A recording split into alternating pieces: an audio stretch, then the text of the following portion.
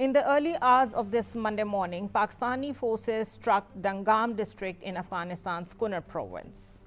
This is now 10 weeks since Pakistan launched airstrikes inside Afghanistan on the 22nd of February. The strikes were aimed at hideouts of the Pakistani Taliban, the TTP. Pakistan said its patience had run out after a suicide bombing at a mosque in Islamabad and a wave of attacks in KP and Balochistan. The Afghan response came on the 26th of February and Pakistan declared an open war. China has been trying to host talks. Saudi Arabia, Turkey, Qatar and Emirates have all tried to mediate. The talks are continuing, so are the strikes. Two stories tonight have been about a region being unmade by a war the United States started. This third story is about a war Pakistan is fighting since long against terrorism from within Afghanistan completely on its own. Pakistan's case against Afghanistan is real. The Pakistani Taliban, or the TTP, operates from Afghan soil. The mosque bombing in Islamabad was real. The deaths in Khyber Pakhtunkhwa and Balochistan are real. The Afghan Taliban, the same group Pakistan helped put in power, has refused to act against the people, killing Pakistani soldiers and Pakistani civilians both at the same time. There is a genuine grievance here, and any honest version of this story has to start with that. But 10 weeks in the question is no longer whether the grievance is real. The question is whether the Taliban government is ready to honor Doha Accord and stop getting its soil used by hostile elements like TTP, who have also been the foot soldiers of the Taliban against the US and NATO forces in war on terror. Despite all the diplomatic efforts by the Pakistan, the TTP has not stopped. Attacks inside Pakistan have intensified, continued every single week of this campaign. What Taliban government has done is the opposite. Afghanistan, a country that has lived next door to Pakistan for 78 years, is now opening its embassy and relationships to India. India is the country that has the most to gain from a long war on our western border. Every day Pakistan spends fighting on the western border is a day it has to watch over the eastern border as well. This makes this a two-front war for Pakistan. Now, Delhi understands this, the Afghan Taliban understands this, and together both have begun to act on it. China talks in Urumqi began on the 1st of April, and these were not the only mediation efforts by our strategic ally. It has been ongoing, yet they have produced no concrete solution. They have produced no end to the strikes that Pakistan has decided to continue till Taliban government takes concrete measures against the TTP. Let's begin the discussion with our guest. We have Major General retired Mohammad Samrez Salik with us. He's a defense analyst and apt person to discuss the national security issues and regional security issues as well. Thank you so much, General Samrez, for joining us. Let's begin with the basic strategic question that Pakistan launched 3 airstrikes on the 22nd of February to stop the TTP from operating out of Afghan soil.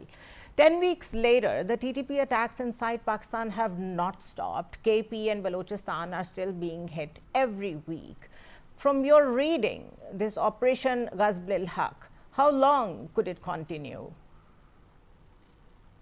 Ma'am, first of all, thank you very much for getting me in your show. Always a pleasure. We had shown a lot of patience and sort of understanding, because continuously terrorism was emanating from Afghanistan.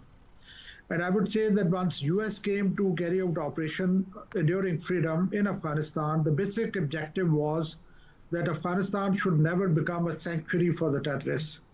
So in my view, the challenges that Pakistan has faced in the recent past, ever since US left Afghanistan, it also speaks of the global community's failure, because Afghanistan is once again becoming the sanctuary of the terrorists.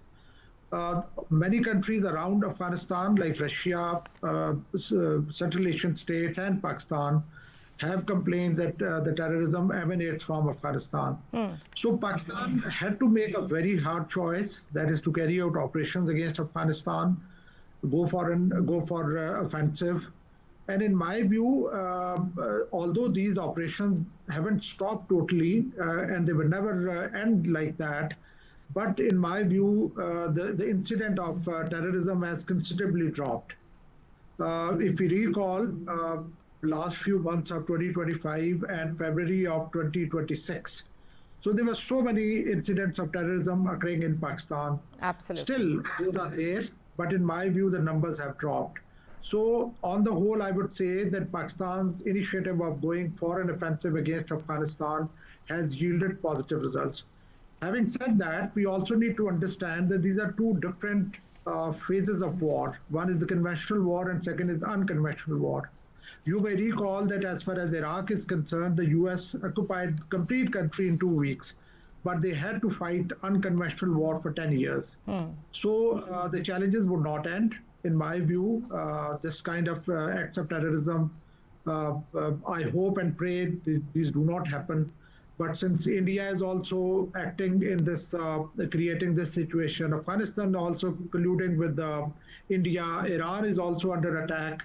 So all told, I think we'll have to face these challenges.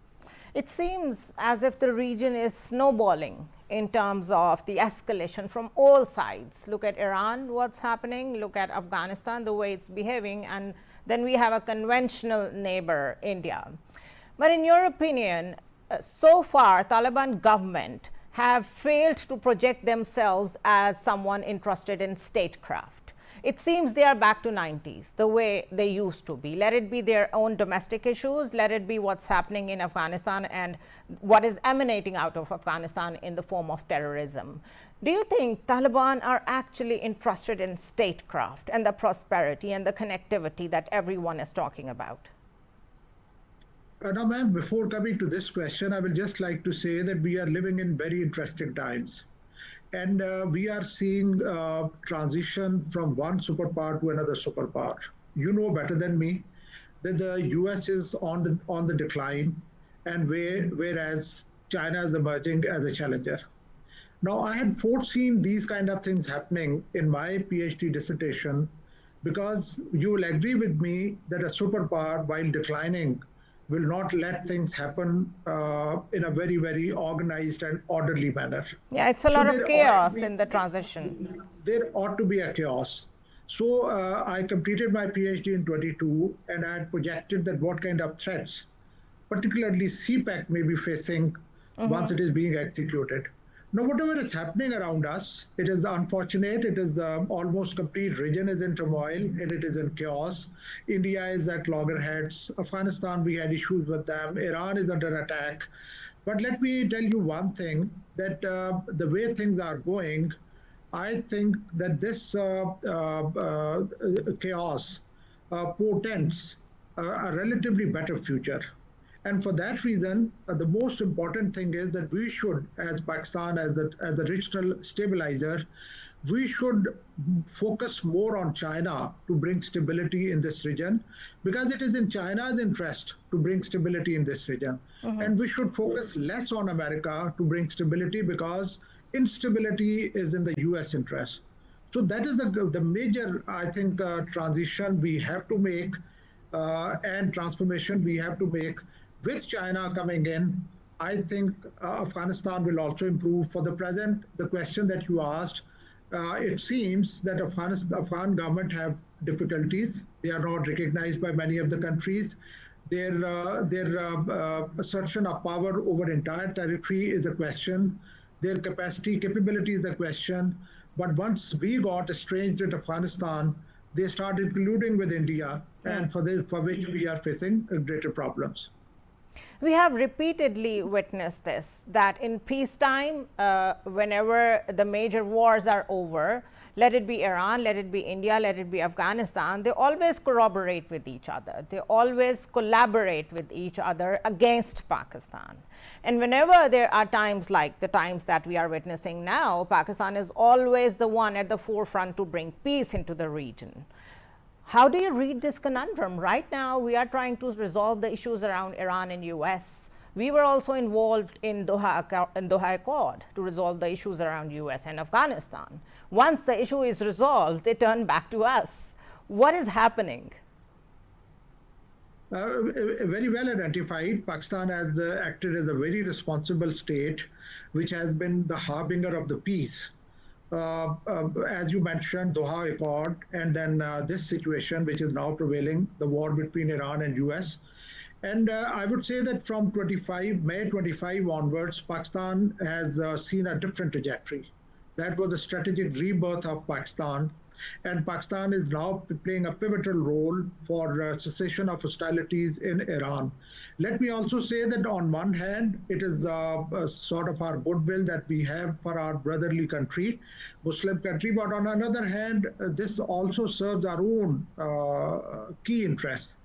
Iran subdued by the US or Israel will be nightmarish for Pakistan, because that would mean that we might face a three-frontal threat, that is from Afghanistan, India, and Iran. So for that reason, Pakistan is doing a wonderful job for bringing both the parties on the negotiating table and trying to bring peace. But I always say that we are unfortunate for having very, very troublesome neighborhood. Afghanistan has remained dysfunctional for a pretty long time. In modern history, it is something like 2 centuries that Afghanistan has remained dysfunctional. Iran has remained sanctioned, and India has always been our arch enemy. So we are surrounded by very, very troubled and troublesome countries for which this whole situation emerges. And you are right that we serve their purpose, we do good for them, we display our goodwill, but once the things are over, they turn against us. Do you think things would be different this time around? I think so. I think so, because overall, it is the Chinese mega system, economic mega system, is going to finally decide the destiny and fate of this region. Indian-centric South Asia has been conflict-prone, has been least integrated region of the world, has been most impoverished region of the world. And it is now being talked that South Asia will have Chinese centricity. So in that situation, imagine if CPEC is executed, if these kind of corridors are built, and it will be a totally different outlook of this region. This region is endowed with tremendous mineral riches. Afghanistan is known as KSA of lithium, REEs. But it is only a matter of having stability and law and order that we can exploit these riches. Yeah, and these riches are also the reason that there are spoilers who do not want stability here. And we know who those countries are. So what is the probability, in your opinion, that the chaos would continue, and compare it with the peace that we are talking about, and we are talking about connectivity and engagement and all that? What is the probability which would prevail? Now, if we see the present situation, the way India is getting marginalized, isolated, I would say their rate over the region is reducing. The smaller countries which surround India, which is a giant, they are finding alternate options in the form of China.